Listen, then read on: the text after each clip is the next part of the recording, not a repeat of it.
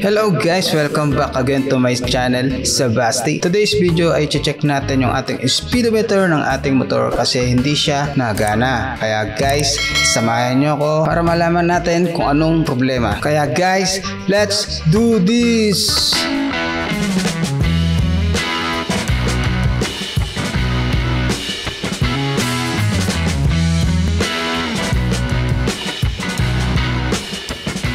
So ito na nga guys, yung ating speedometer ng ating motor ay hindi siya nagana. Kaya kung ito ang problema ng inyong motor, ito yung una nyo i-check. Itong kable na to na tinatawag na speedometer cable. Yan, check nyo lang yan guys.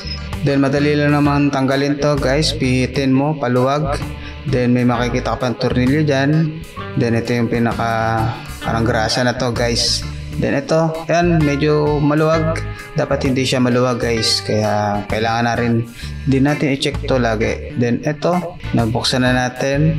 Then ito yung i-check natin, yung pinaka kable ng ating speedometer. Yan, medyo dahan-dahan lang guys para malaman natin. Ayun na nga guys, putol na siya kaya hindi na gana yung ating speedometer. Then kailangan na natin ito palitan ng bago.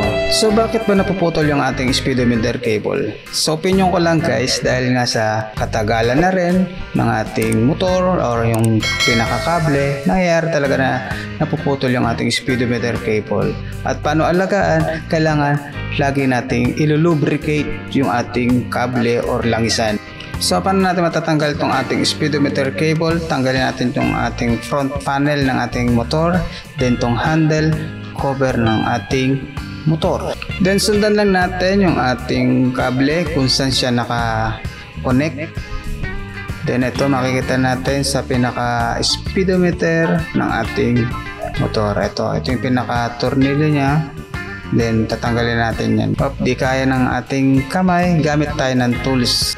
14mm open range, then konting luwag lang yan guys, hindi naman masyado mahigpit yan.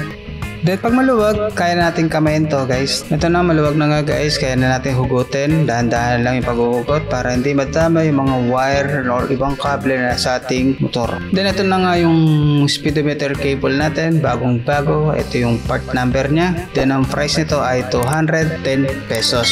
Genuine parts to guys, galing sa mismong Yamaha. Sa pag-install naman guys, itong pinaka may mahabang kable, yun yung nasa baba. Ito naman yung nasa taas sa may speedometer ng ating motor. Kaya ito, ipasok na natin dahan-dahan, ingatan para hindi matama yung ibang wire at kable dun sa ating motor. Then yan, pag nakita mo na siya dyan, ipasok na siya sa speedometer ng ating motor, yung pinaka speedometer. Ayan, medyo kaya ng kamay yan. Then mamaya sisikipan natin yan gamit yung ating tools. Ayan, sikipan natin ng konti, dahan-dahan lang para hindi ma-lost thread. Then ito naman, then check natin kung worth it ba siya or nagana. Kaya ikot-ikot natin, then check natin. Ayan naman, nagalaw siya, di ba guys? Ayan o.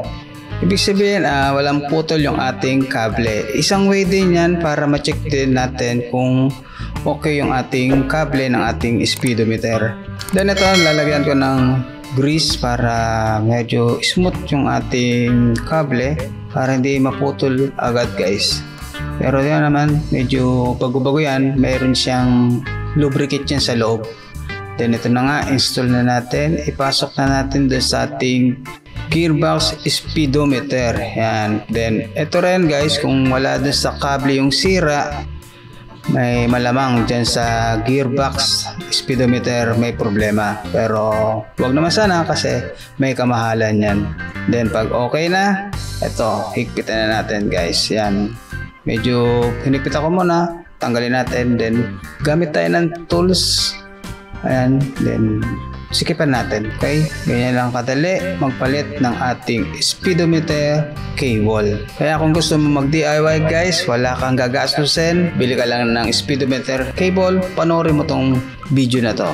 Kaya guys, kung bago ka pa lang sa aking YouTube channel, Sebasti, don't forget to subscribe, then click the notification bell para updated kayo sa aking mga videos. Kaya guys, kung may suggestion kayo, please comment sa my comment section. God bless and thank you. Okay, peace.